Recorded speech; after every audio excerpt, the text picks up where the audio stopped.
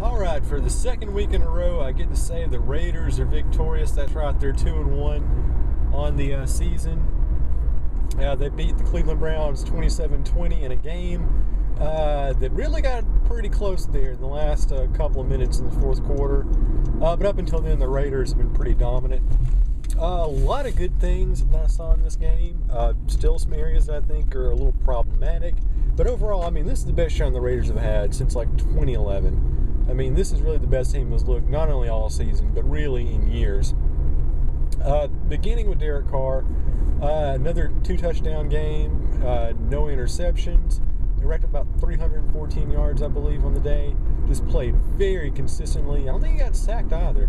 So, I mean, the O-line definitely much improved. His passing is getting way better. He's hitting a lot of guys. He hit Amari Cooper once again for the second week in a row. He had over 100 yards. Michael Crabtree didn't have 100 yards this time, but he still had like 50. And then, he's passing the ball along to Seth Roberts.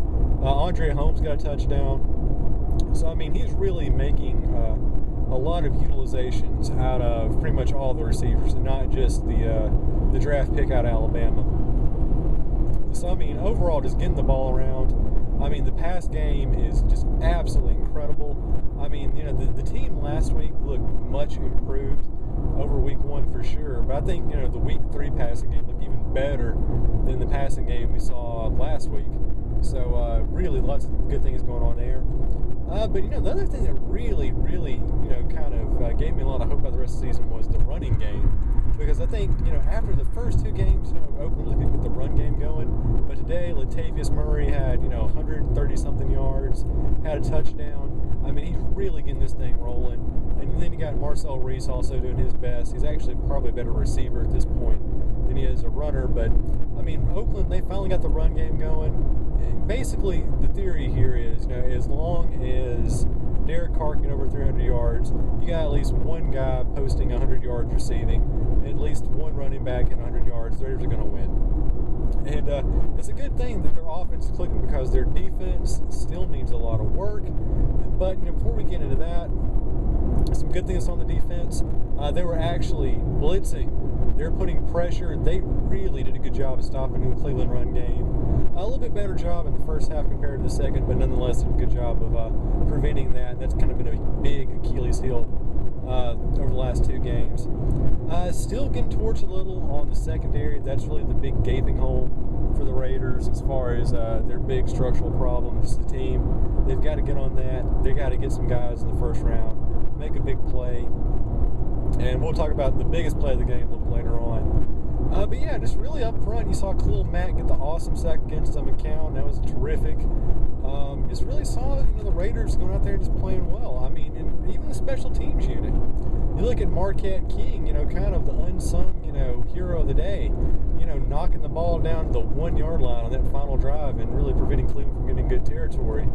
And of course, the clincher for the game, Charles Woodson, triumphant return, getting the game-sealing INT. Absolutely beautiful moment. I was almost in tears watching, the Oakland Raider go out there and win this game single-handedly. Just a great moment all around. So, yeah, I mean, you look at this. At one point, I think the Raiders were leading, what was it? It was close to like 20-3 at one point, I believe. I mean, they just really had this game, locked up. Cleveland, they kind of gave this game away. They had a lot of turnovers. They bobbled the punt return. They didn't even start Johnny Football, which was really surprising. Couldn't get the run game going at all. But overall, just a great team performance by the Raiders. I mean, it's the best they've played, as a comprehensive unit, really since, the heyday of Bruce Gradkowski. Since 2011, back when Al Davis was still alive.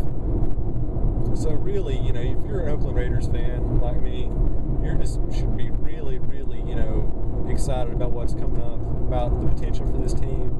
The Raiders' offense is clicking. They can rack up points now. They can get the yards. You were seeing that. The defense is improving. It's getting better every week. Secondary, that's the big problem. There are going to be teams. They're going to torch these guys on the long ball. But like I said, everything else is getting better. That's what's going to be improved in the offseason. But you're seeing right there, we're not a team in recovery mode anymore. We're not a team that's rebuilding.